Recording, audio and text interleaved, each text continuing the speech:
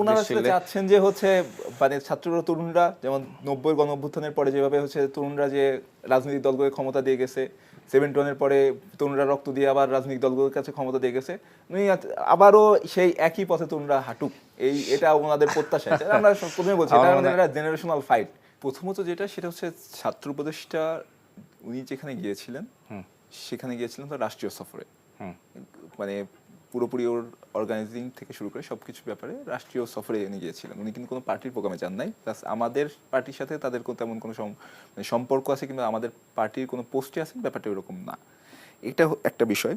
Number দ্বিতীয় সেটা হচ্ছে যে মানে আমি তো প্রথমেই বলেছি সেটা হচ্ছে যে বাংলাদেশের মানুষ গত 16 বছর যাবৎ কোনো প্রকার বাংলাদেশে কোনো নির্বাচন হয় নাই। তো সেই নির্বাচনের রেফারেন্স উনি দিয়েছেন, এটার সাথে একটা ব্যাপার। আর বাংলাদেশের 40% মানুষ এবার প্রথম ভোটার। যদি উনি একটা কথা বলেছেন সেটা হচ্ছে যে 17 বছরের মানে আপনার নির্বাচনে ভোট দেওয়ার যে কথাটা বলেছেন, একটা জিনিস দেখেন যে এই যে আমাদের জুলাই গণ অভ্যুত্থানে যে মানুষগুলো যে যারা এসছে তাদের অধিকাংশ কিন্তু হলো বয়স কম, প্রচুর বয়স কম, এবং তারা কিন্তু দেশের ছাত্ররা আন্দোলনটা ছাত্ররা শুরু করেছিল, সেই হিসেবে ছাত্ররা অগ্রভাগে ছিল, কিন্তু অন্যান্য বয়স্করাও ছিল, জনতারাও ছিল।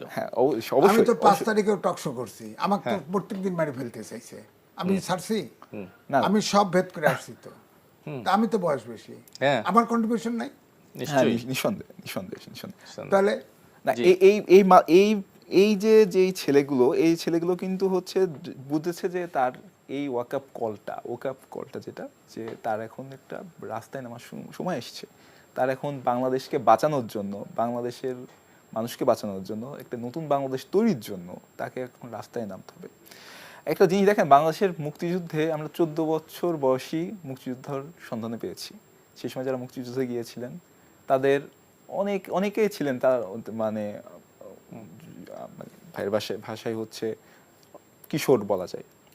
এই মানুষগুলো কিন্তু একটা ওকাপ কলে সাড়া দিয়েছিলেন সেই সময়ে, এবং সেই একই ধরনের মানুষগুলোকে আমরা দেখেছি আবার যে জুলাই গণ অভ্যুত্থানে তারা আবার এসে সাড়া দিয়েছেন।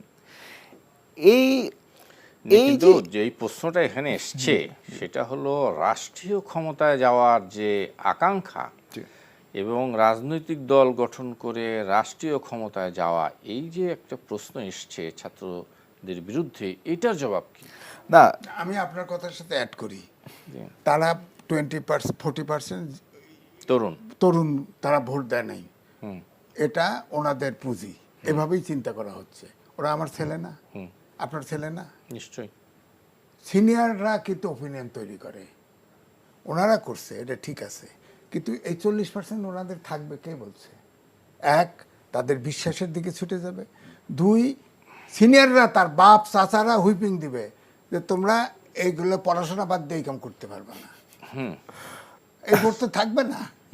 হ্যাঁ, না আমাদের একটা বিষয় হচ্ছে যে আমাদের, আপনি যদি আমাদের নাগরিক কমিটির অফিস কিংবা এগুলো দেখেন, আমাদের অধিকাংশ কার্যক্রম শুরু হয়ে হচ্ছে মানে নাগরিক কমিটির অফিস শুরু হয়ে হচ্ছে সন্ধ্যার পরে, কারণ সবাই হলে, আমি নিজে একটা চেম্বারে কাজকর্ম করে আমরা ওখানে যাই। আর ছাত্রদের ব্যাপারটাও হচ্ছে যে একই রকম বলা যায়, যে প্রত্যেকেই যে তাদের নিয়মিত যে পাঠদান এবং নিয়মিত কাজকর্ম করেই আমরা যে একটা কথা আছে যে আমাদের রাজনৈতিক দলগুলো ফুল টাইম পলিটিক্স, যেটা এটার সাথে মানে একটা নতুনত্ব, একটা পরিবর্তন আনার চেষ্টা করতেছে। মানে অধিকাংশ সবচেয়ে বড় কথা হচ্ছে সেটা হচ্ছে যে দেখেন, অধিকাংশ রাজনৈতিক দলগুলো প্রেস ক্লাবে তৈরি হয়, প্রেস ক্লাবের প্রোগ্রাম করে, প্রেস ক্লাবে ভেঙে তারা হচ্ছে বিলুপ্ত হয়।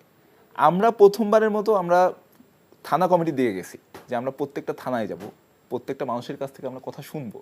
এরকম বহু রাজনৈতিক দল আসছে, থানা কমিটি দিয়েছে। আচ্ছা, আমরা একদম 1-2 মিনিট আছে, মানে আসবে অন্য একটা বিষয়। জি, থিওরিটিক্যালি তাদের হিসাব ঠিক আছে, থিওরিটিক্যালি। প্র্যাকটিক্যালি আমি হতাশ এই জায়গায় যে এই যে যুবকরা, এই ছাত্ররা যে একত্রিত হয়েছিল একটা মাইটি শক্তি, এই নাগরিক কমিটি করে অর্থাৎ রাজনৈতিক দল করে ইলেকশনে গিয়ে এই শক্তিটা বিলুপ্ত ঘটে যাবে। এটা হলো জাতির জন্য দুর্ভাগ্য। এইটা শেষ কথা নিয়ে শেষ করে দেবো আমি। না, প্রথমত যেটা সেটা হচ্ছে দেখেন, বাংলাদেশের অধিকাংশ রাজনৈতিক দলগুলো কিন্তু মোটামুটি শেখ হাসিনাকে 2028 সাল পর্যন্ত একটা ব্ল্যাঙ্ক চেক দিয়ে দিয়েছিল যে এবার তোর কিছু হইলো না। মোটামুটি 28 অক্টোবরে যখন নয়াপল্টনে একটা মানে ম্যাসাকার টাইপ তৈরি হয়, এরপরে কিন্তু মোটামুটি তারা দিয়ে দিয়েছিল। এই তরুণরাই ভেবেছে যে না, এটা সম্ভব। আবার এই তরুণরাই ভাবতেছে যে না, একটা নতুন রাজনৈতিক বন্দোবস্ত, আমরা যে কথাটা বলতেছি যে ফ্যাসিবাদী ব্যবস্থার পূর্ণাঙ্গ বিলোপ এবং নতুন রাজনৈতিক বন্দোবস্ত তৈরি, এটা সম্ভব। এই সম্ভাবনার জন্য আমরা প্রত্যেকটা দিন প্রত্যেকটা মানুষের কাছে যাচ্ছি, যাওয়ার পরে তাদেরকে বোঝাচ্ছি, তাদেরকে বলছি আমাদের কথাগুলো। যদি তারা অ্যাকসেপ্ট করে তাহলে আলহামদুলিল্লাহ ভালো, আর যদি তারা আমাদের প্রত্যাখ্যান করে, আমাদের প্রত্যাশাতে তারা আমরা যেভাবে সব জায়গা থেকে তারা আমাদেরকে স্বাগত জানাচ্ছে, তারা প্রত্যেকে বলছে যে দীর্ঘদিন যাবৎ একটা বুঝতে পারছি যে নতুন বন্দোবস্তর সাথে আপনি সারা পাচ্ছেন, আগাচ্ছেন। যদি আপনাদের হয়, আমার মনে হয় হাতে আর সময় নেই, আসবে যদি একদম 10 সেকেন্ডে ছোট্ট করে না, বলে আমি দেন। এটাই বলবো যে যদি ধরেন এই যে নাগরিক কমিটি পর্যন্ত অলরাইট যদি থাকতো, তাহলে এই ছাত্রদেরকে সবাই মাথায় করে রাখতো, তারা প্রেশার গ্রুপে থাকতো, এতে সমাজের উপকার হতো।